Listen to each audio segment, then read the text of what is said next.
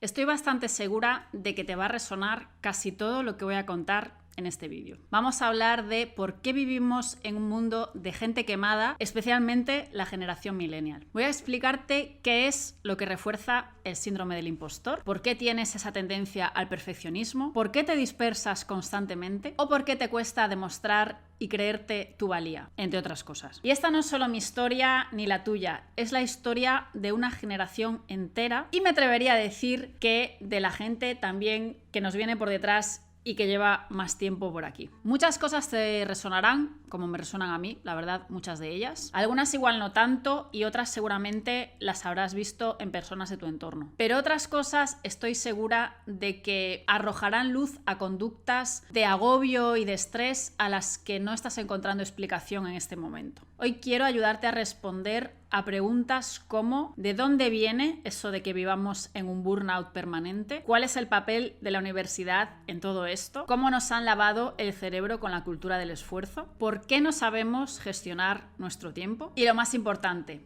¿cómo salimos de esto? Todo lo que te voy a contar está basado en mi experiencia, está basado en mis observaciones y en mis investigaciones de los últimos tiempos y también está mezclado con conceptos del libro de No puedo más, también tiene cosas del libro de 4000 semanas, también tiene un poquito del libro de Sapiens y de algunos artículos periodísticos que me he ido leyendo en los últimos tiempos. Si quieres encontrar explicación a por qué no sabemos gestionar bien el trabajo ni el tiempo hasta el punto de vivir en un estado de desgaste y de desilusión permanente, vamos a por ello. El primer punto que vamos a tratar es de dónde le viene el burnout a los millennials y más allá. Ya te hablé de mi experiencia con el burnout en un vídeo que te dejo por aquí arriba y también en la cajita de descripción, pero básicamente vamos a resumir que el burnout es un síndrome psicológico que además ya fue reconocido por la OMS en 2019 como un problema psicológico derivado de la vida profesional, que va mucho más allá de estar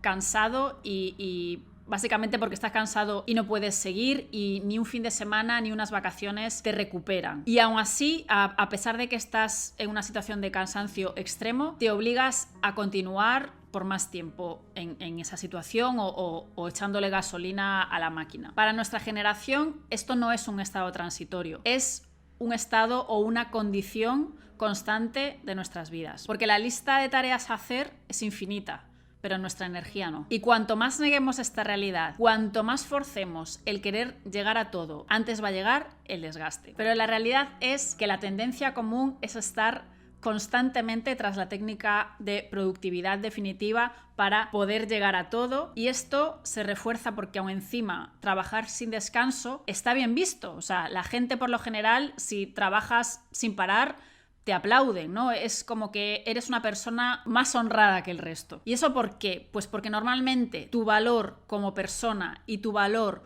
como trabajador o trabajadora están directamente relacionados en esta sociedad. El burnout viene de nuestro empeño constante de que a cuantas más cosas lleguemos, más nos valorarán. De que cuanto antes lleguemos a esa idea popular de éxito, mejor. Que cuanta más gasolina le echemos a la máquina y cuanto más rápido la vayamos consumiendo y quemando, mejor. Y como en este camino de promesas vacías que ahora voy a detallarte, te estás quemando tanto, no consigues llegar a ese ideal. Entonces el mensaje que te llega constantemente es que no eres alguien válido, es decir, que no eres suficiente. Y esto, o sea, que llegue este mensaje y que te desvivas por trabajar, esto es algo que interesa mucho. Así que vamos a empezar analizando cuál es el papel de la universidad en este panorama. Para la gente de nuestra generación, desde nuestra más tierna infancia, el mensaje que nos llegaba era muy claro. Tienes que estudiar sí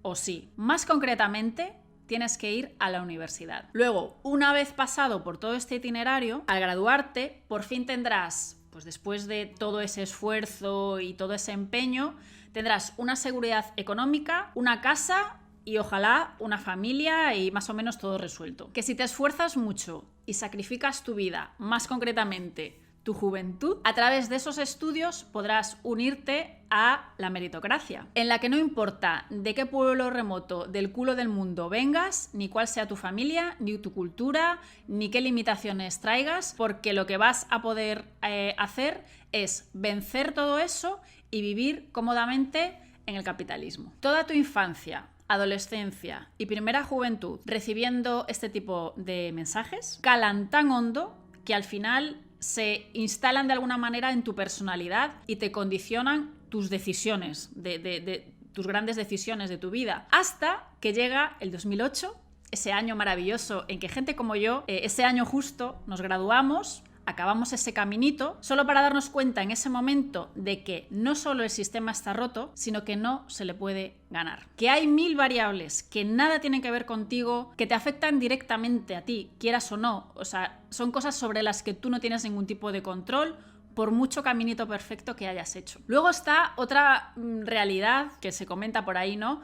Que es que los boomers nos odian a los millennials, que nos tachan de vagos, de idealistas, de caprichosos, de desagradecidos, de inconformistas, cuando, curiosamente, son ellos los que nos han educado, o yo por lo menos, todos mis profes y mis orientadores y orientadoras académicas eran boomers. A mí esto me resulta muy curioso. Pero también es verdad que esto se explica cuando miras hacia atrás y realmente entiendes que los millennials fuimos el sueño de prosperidad de los boomers, que nos metían este mensaje en el cerebro ahí. Yo sé y yo creo que pues con todas sus buenas intenciones. O sea, eso es innegable. Porque en realidad los boomers tuvieron que currárselo muchísimo. O sea, muchísimo. Vivieron una época a tope de incertidumbre, así que la consecuencia de todo esto era que para que te valorasen como millennial no importaba si tenías creatividad, si eres una persona inteligente o si eras alguien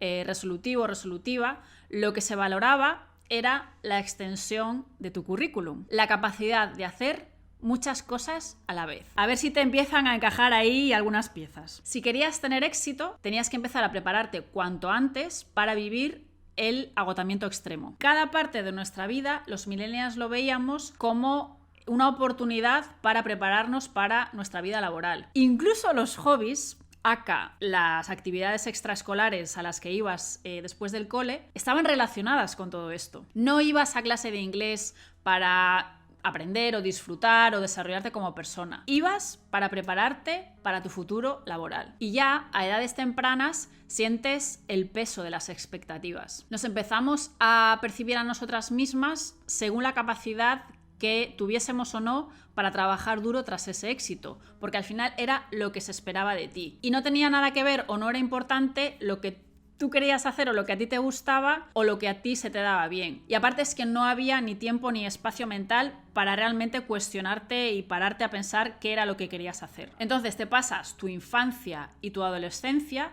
bajo este calendario organizado muchísimas veces por ti, porque al final llega un punto en el que no hace falta ningún orientador académico que te meta caña, porque ya tú tienes esto tan integrado que te la metes, y tu entorno lo que buenamente hace es pues ayudarte con la organización y apoyarte para que te des caña, básicamente. Para que total, cuando llegues a la universidad se cree un nuevo problema. Claro, cuando llegas al campus con más o menos 18 años, ya no tienes un calendario a tope súper organizado y estructurado con cosas que tienes que hacer una tras otra, sino que ya eres 100% responsable de cómo te organizas. Tienes algunas clases a las que debes ir y el resto del tiempo se supone que tienes que memorizar o whatever lo que te cuentan en ellas. Y ya está. Consecuencia, que cualquier rato que te pillases libre o quedases para tomar una cerveza con alguien o lo que sea, te sentías una persona vaga, una persona improductiva o una persona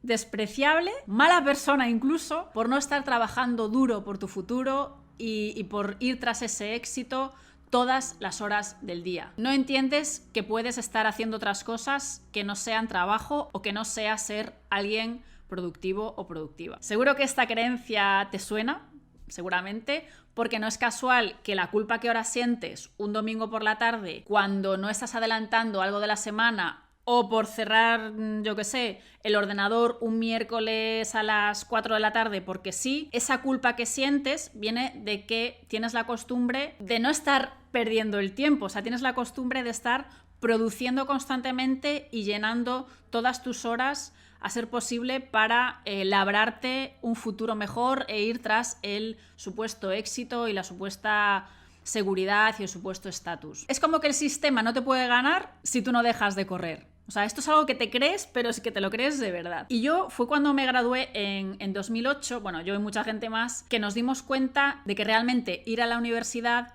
no iba a ser lo que nos diese la seguridad económica. Y mucha gente, pues en ese momento, tuvo que despedirse de comprarse una casa en la veintena, de formar una familia y de tantas otras cosas que no eran posibles, que eran promesas vacías. Algunas personas tardaron un poco en asumir esta realidad y para otras hicieron falta algunos años, porque es que realmente las expectativas eran muy altas. Tan altas que después de cumplir y pasar por todo ese proceso, a muchos millennials les ha quedado un mensaje dentro que es resultado de meterse en la cultura del esfuerzo pues desde bien jóvenes, y el mensaje es que por mucho que hagas, nunca serás suficiente. Con todo esto no digo que la universidad sea el mal o que no sirva para nada, digo que la promesa, la gran promesa, no se ajustaba ni se ajusta a la realidad de un sistema que está roto. De hecho, hay muchos trabajos de esos comúnmente conocidos como oficios, como electricista, fontanero, albañil, trabajos de este estilo, con el que la gente hace más dinero que con otro que consigas haciendo una carrera universitaria. Pero los millennials hemos creído injustamente que ese tipo de trabajos son de un estatus inferior. Que si querías amasar éxito tenías que tener una carrera, y si podías tener un máster o varios másters, pues muchísimo mejor. Lo dicho, al final el currículum era una cosa que iba al peso, o sea, se veía por la longitud de folios que tenía. Como decía, algunos boomers nos tachan de vagos, de idealistas, de caprichosos, de desagradecidos, de mimados, y resulta que una persona millennial, que como yo y mucha gente se gradúa en 2008, 2009, 2010, 2011, es que no tenía nada que perder.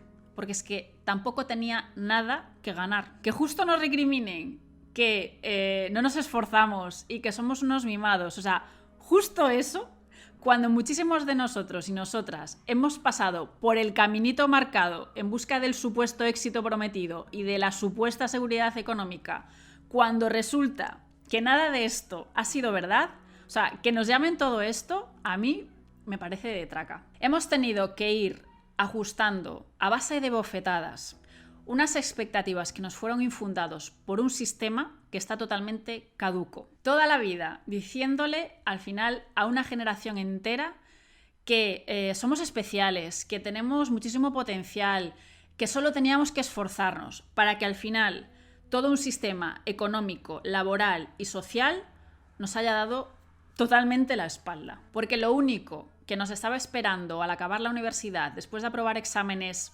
infumables, la mayoría de ellos, y que no servían para nada, la mayoría de ellos, lo único que nos esperaba era, qué sorpresa, más trabajo y más esfuerzo. Y todo este mensaje que ya está ahí en nuestras cabezas, o sea, nos lo han inculcado desde edades muy tempranas, les viene de perlas aún encima a los vendehumos que dicen que, por ejemplo, que emprendas tu negocio porque con esfuerzo podrás demostrar por fin tu valía y conseguir ese éxito y ese estatus deseado, ¿no? Y que si no lo consigues, o sea, que si no consigues tener el negocio de éxito, es porque no te has esforzado lo suficiente. O sea, no tiene nada que ver con las 4.000 millones de variables del contexto, o no tiene que ver que lo que me estás enseñando no me ayuda. O sea, siempre va a ser mi culpa por no esforzarme lo suficiente. O sea, al final son gente que simplemente coge un mensaje que ya está dentro de nuestras cabezas y lo repiten como loros para crear una industria, porque es una industria que cada año genera millones de dólares, bueno, y ahora también de euros, aprovechándose de lo más vulnerable de las creencias más vulnerables de toda una generación. Y todo esto de tener que esforzarnos sin límite nos lleva a otro punto súper interesante, que es la cultura del esfuerzo. Un poco de historia. A ver, en la época de los 50, de los 60, incluso de los 70, las empresas pues generaban beneficios, reinvertían esos beneficios en, bueno, pues en cosas importantes, supongo, experimentaban, también invertían mucho en innovación y en aquel momento no estaban tan condicionadas por los accionistas. Entonces, el crecimiento que se les exigía no era exponencial hasta el infinito como lo es ahora. Digamos que, por decirlo de alguna manera resumida, el capitalismo más o menos funcionaba para todo el mundo. Hace décadas, incluso después de una vida entera, sí, de duro trabajo, podrías retirarte con tranquilidad porque tenías una jubilación que más o menos te daba para vivir, o sea, sin lujos y tal, pero bueno, te daba para vivir. Ahora mismo, si no has ahorrado toda tu vida, cosa para la que tampoco es que tengas mucho margen, pues después de todo ese esfuerzo, a muchas personas, por desgracia, lo que les espera es la precariedad. Y muchas de esas personas, héroes y heroínas de la posguerra, efectivamente salían adelante con su esfuerzo, o sea, poco a poco y trabajando mucho. Y esa gente le transmitió ese mensaje a sus hijos, que son los boomers, quienes al final lo que hacen es, pues, perpetuar ese mensaje porque al final, o sea, es normal, es lo que han aprendido, ¿no? Que ojo, o sea, si de verdad empatizamos con ellos y ellas, a mí me parece perfectamente comprensible y entendible que lo hayan hecho así. Lo han hecho como buenamente han podido. Pero de ahí, o sea, tenemos que ser conscientes que de ahí es de donde sale toda esa narrativa épica de la persona hecha a sí misma, ¿no? De las ventajas del trabajo duro de cada individuo. Por supuesto, es una narrativa que siempre tiene como protagonistas a hombres blancos heterosexuales, que ese es otro tema, pero bueno, vale perfectamente para afianzar el mensaje. Porque ahora mismo nada vende más que una persona que viene de un barrio marginal de Oklahoma, que ha trabajado muy duro y que ha superado todos los obstáculos hasta que, después de mucho esfuerzo otra vez, ha llegado al éxito porque ahora pues está nadando en billetes esta persona. Solo hay que echar un vistazo pues a Hollywood o a que 9 de cada 10 presentaciones de las conferencias que ahora mismo se dan por ahí, o sea, sí o sí te cuentan la historia fantasiosa la mayoría de las veces de Steve Jobs o Apple. O sea, es el clásico de las conferencias. O sea, pone un ejemplo de cómo lo hizo supuestamente Steve Jobs en ese momento. Ahí nace el culto al individualismo, algo que interesa mucho a quienes de verdad manejan los hilos y perpetúan todo el sistema. Si estamos totalmente entretenidos trabajando como burritos tras una meta imposible para la mayoría, estamos echando gasolina a la máquina sin parar y al final eso es algo que interesa. O sea, que trabajemos como burritos. Que ojo, yo no estoy diciendo que trabajar sea malo, yo estoy diciendo que el sistema tal y como está montado no tiene ningún sentido. Y de ese individualismo en los 70 y 80 nacen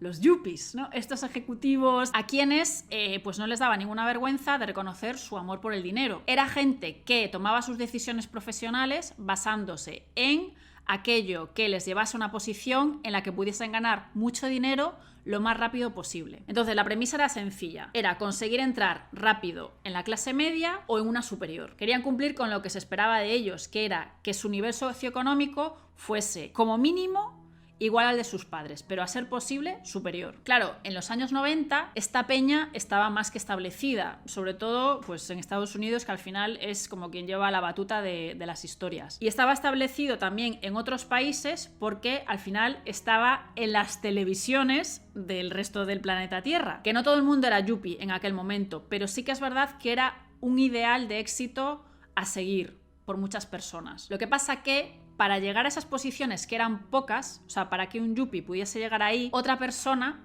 tenía que quedarse por el camino. Es decir, tú estabas en una competición permanente. Tenías que ser de los mejores pisando cabezas. Eso era algo que se reforzaba también positivamente. ¿Te preguntas ahora en la actualidad de dónde te viene esa creencia de que si yo gano, otros pierden y si otros pierden, yo gano, cuando piensas en tu competencia? O sea, ¿es algo que te pasa? ¿O eso de que en el fondo piensas que el dinero es escaso y sucio porque no hay para todo el mundo y todo el mundo es rival porque los recursos son escasos? Pues ahí tienes una pequeña explicación de dónde te viene todo eso. En mi época, o sea, en mi época, parezco una abuela yo aquí. Bueno, cuando yo estudiaba, todo esto se traducía en elige una carrera que tenga salidas. Y mucha gente de mi generación no solo fue a la universidad sin planteárselo, sino que en lugar de elegir una carrera pensando en lo que le gustaba o en lo que se le daba bien, solo pensó en las dichosas salidas. Para luego llegar,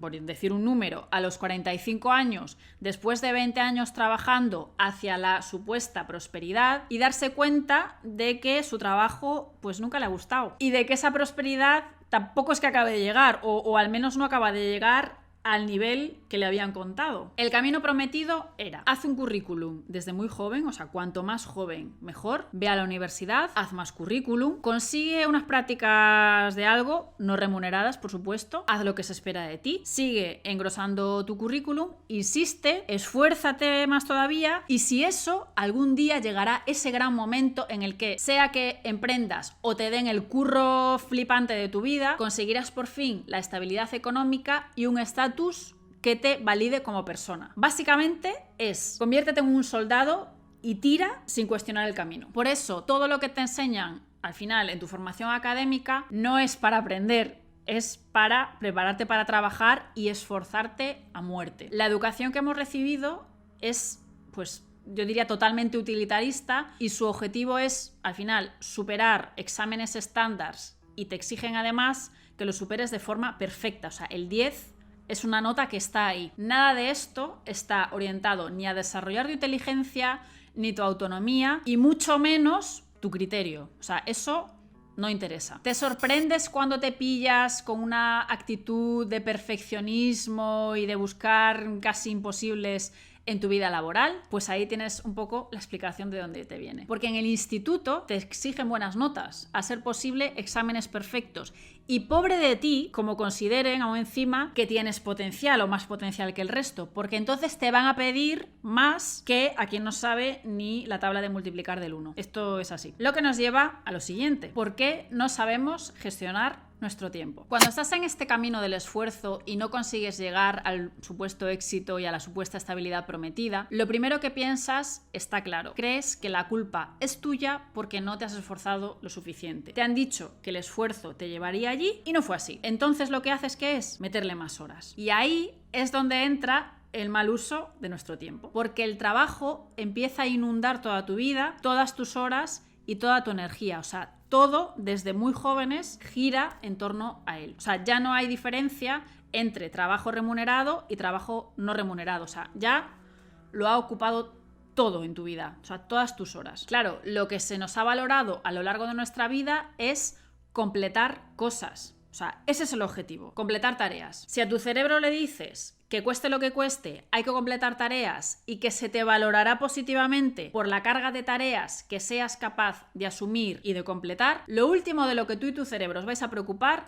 es de discernir entre lo que es prioritario para ti y lo que no. Te conviertes en alguien que se dedica a completar tareas al kilo, porque, repetimos, es lo que se espera de ti y es para lo que te han programado. Serás una persona complaciente con el chip de que cuanto más esfuerzo y cuanto más tareas, más valdrás. El tema es a hacer. Esto solo nos convierte en gente que no sabemos planificar nuestro tiempo, que no sabemos establecer prioridades ni definir objetivos y sobre todo objetivos que sean importantes para ti, porque todo de repente es importante y todo hay que sacarlo cuanto antes para que tu valía sea mayor, supuestamente. Tu valor como persona está condicionado por tu esfuerzo constante y, a ser posible, por tu falta de descanso. Entonces, cuando te pilles con el mono dispersor, como yo le llamo, ahí dentro de tu cabeza, a tope, dando botes en tu cerebro, pues ya tienes una pequeña explicación de dónde te viene. Lo más grave de todo esto es que hasta existen personas que se jactan de dormir pocas horas o directamente de no dormir para meterle más, o sea, presumen de que le meten más de esa productividad, para mí, tóxica, sin fin. Porque de verdad nos convencemos de que sí podemos llegar a todo. Y esa idea de poder llegar a todo es otra de las grandes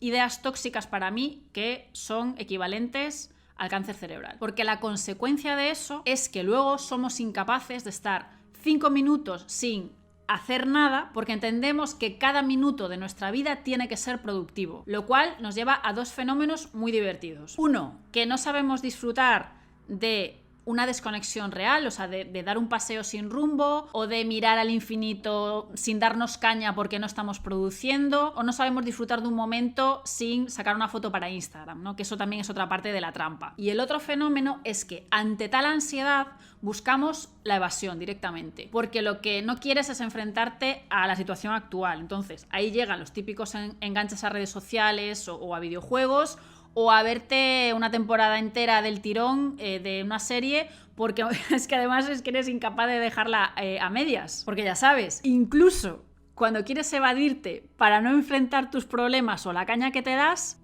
tienes que completar tu tarea, o sea, tienes que dejar la serie vista y acabada. Luego está el tema del móvil, que tampoco voy a abrir demasiado este melón, pero el móvil lo que hace es que nos da la posibilidad de estar disponible para todo y para todos, de llevar tu complacencia a los demás al extremo, si quieres, y tu misión de completar también, si quieres, tus tareas hasta el extremo. O sea, el móvil y todo lo que envuelve el móvil solo alimenta lo mal que gestionamos nuestro tiempo y el caos que tenemos montado cada día, lo cual, por cierto, nos genera todavía más inseguridad y más ansiedad porque si no teníamos suficiente con todo, nos descargamos 400 apps que en teoría nos ayudan a vivir de una forma más ordenada. ¿Y qué es lo que consigues con eso? Oh, sorpresa, que sientes que la culpa es tuya, como no podría ser de otra manera. Con toda esta movida, lo que pasa es que invertimos más tiempo en demostrar lo mucho que nos esforzamos en lugar de preocuparnos por hacer un trabajo de impacto que aporte valor a alguien. Preferimos demostrar que somos una especie de superhéroes, superheroínas de la productividad que realmente centrarnos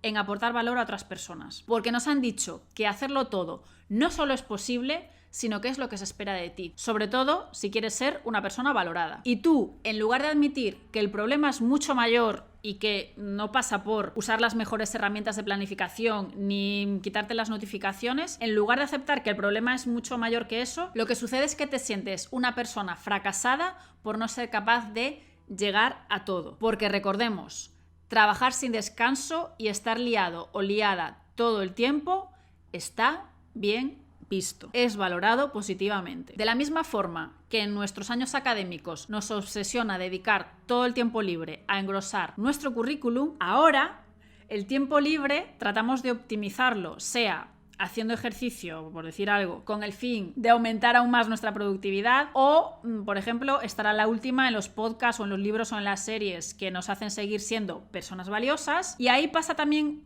algo que es como para partirse de risa, porque empiezas un libro de los 1000 que tienes pendientes, imagínate, sobre jardinería, te compras todo lo necesario para montar tu huerto urbano y al rato, o sea, ya estás para empezar, o has empezado un poco, y al rato te preguntas, igual en vez de haber empezado por este libro tenía que haber empezado por el de criptomonedas porque igual es como más actual. Y entonces tú no has plantado ni un tomate, pero ya estás pasando a la siguiente cosa y vas dando saltos de actividad en actividad sin centrarte en ninguna porque, pues eso, el mono dispersor que tenemos en la cabeza trata de estar a todo, trata de optimizarlo todo y siempre buscando hacer más y más y más. Porque no es suficiente pasar un buen rato, o sea, nadie se da permiso para pasar un buen rato y ya está. Todas tus horas tienen que servir para algo. Y así convertimos el tiempo libre en una tarea más, o sea, en un trabajo más. Y a ser posible, oye, hazlo perfecto porque así puedes monetizar tus aficiones, ¿no? Que es ya el colmo, rollo. Haces unas tartas estupendas, oye, deberías dedicarte a esto, deberías cobrar por esto. Pues igual hago tartas por el placer de hacer tartas, o sea, nadie se ha planteado eso. Y con esto, pues no hay descanso para el millennial. El tiempo libre pues se convierte en otro momento lleno de cansancio y esto contribuye a que sepamos usar el tiempo cada vez peor. Bueno, ahora vamos a la parte clave. ¿Qué podemos hacer al respecto? ¿Hay esperanza? La consecuencia de mantener toda esta situación en el tiempo es el que decía al principio, el burnout. Sufrir toda esta situación y realmente reconocer que tienes estrés es muy grave, realmente. Y para muchas personas es frívolo también. Yo misma reconozco que frivolizaba con el estrés antes de sufrir sus consecuencias en mi salud, pero es que básicamente no te sientes con el derecho de poder quejarte de eso. Porque recordemos, tú tienes la culpa de todo. La culpa es tuya que no te has esforzado lo suficiente. Así que no mereces ni quejarte. En mi opinión, recuperarse del burnout o evitar caer en él pasa por realmente analizar, o sea, pararse a analizar cómo afecta todo esto que te he contado a tu vida actual y a tus circunstancias particulares y a tus vivencias particulares. Pillarse automatismos que quizás pues estén muy arraigados en ti y que te impiden, pues eso, trabajar y utilizar tu tiempo de una forma que sea, pues eso, efectiva y que no sea quemarte sin control. También, creo yo, pasa por analizar cuáles son tus valores y qué cosas encajan y no encajan contigo. Esto es un proceso que es verdad que requiere de bastante reflexión, que no es algo a lo que llegues de un día para otro, pero que vale la pena la reflexión para que empieces a tomar mejores decisiones al respecto y en base a esos valores que son tuyos y que son cosas que a ti te importan. Otro tema es darte cuenta de que muchas de las cosas con las que llenas tus horas, por no decir la mayoría, no son cosas que tú hayas elegido vivir. Vale que hay responsabilidades con las que tenemos que tragar, pues eso es inevitable, pero que no haya ni un mínimo de un porcentaje de cosas que tú eliges porque dan sentido a tu vida de alguna manera, porque las disfrutas, porque las quieres hacer, porque sí, para mí es como la autopista directa al burnout. Si cada vez que te planteas este tipo de cosas y te preguntas sobre cómo te gustaría a ti emplear tu tiempo, o al menos una parte de tu tiempo, coges y evitas pensar sobre ello y te metes en redes o te metes en Netflix en busca de estimulación y ya está, creo que va a ser muy difícil salir del bucle. También creo que es importante intentar pillarte en automatismos concretos como pues los que decíamos, ¿no? De sentirte una persona vaga si no estás 24 horas al día produciendo, o pensar que si yo gano otros pierden, que toda competencia es mi rival y que no, vamos, que no les doy ni agua. Analizarte y ver que también quizás intentas hacer todo perfecto, que te exiges muchísimo o que te obsesionas de alguna manera por demostrar tu valía constantemente, ¿no? Creo que es súper importante detectar y ser muy conscientes de estos automatismos porque darte cuenta es el primer paso para luego tratar de desactivarlos. También algo que considero que es muy grave es esa idea enlatada de éxito relacionado, parece que exclusivamente con dinero y estatus, ¿no? Cada persona, creo yo, que tiene o tenemos la responsabilidad de revisitar esta idea y darle un significado propio que tenga sentido en tu vida para que no te estés esforzando por algo que aún encima es que ni siquiera lo valoras y ni siquiera compartes esa idea. Y por último, y relacionado con todo lo anterior, creo que también tenemos bastante tendencia a idealizar. Fantaseamos con todo lo que será nuestra vida, que cómo será el futuro maravilloso, que cuando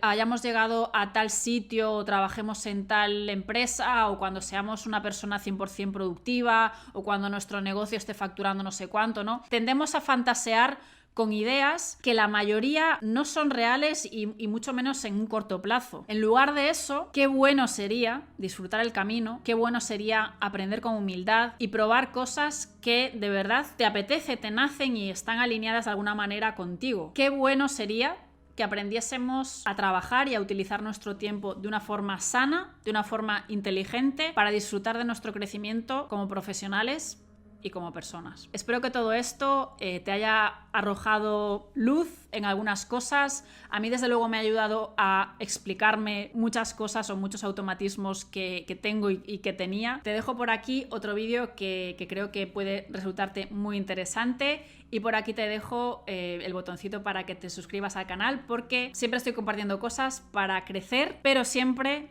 a la velocidad del equilibrio. Muchísimas gracias por estar al otro lado y nos vemos en el próximo vídeo.